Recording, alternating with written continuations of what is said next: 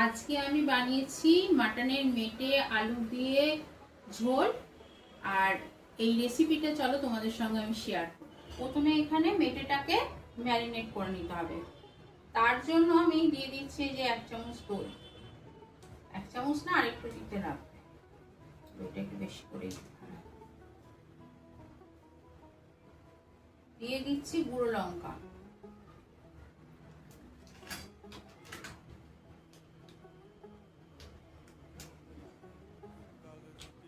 দিয়ে দিচ্ছি হলুদ গুঁড়ো, আর দিচ্ছি একটু সরষের তেল।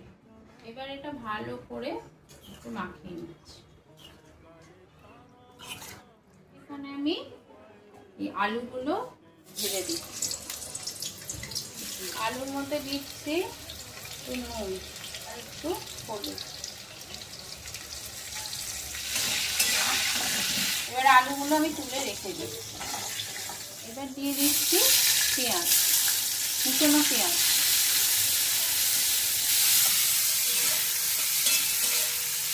দিচ্ছি হচ্ছে পেঁয়াজ বাটা,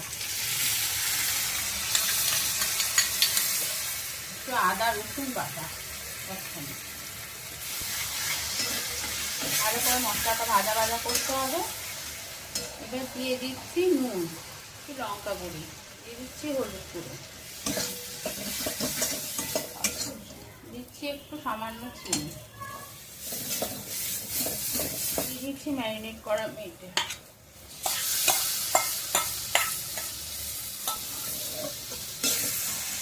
এবার ভালো করে মশলাটা কষিয়ে নিই। 10 মিনিট কষানোর পর এরকম দেখতে হচ্ছে, তেলটা ছেড়ে আসে। এবার এর মধ্যে দিয়ে দিচ্ছি আলু।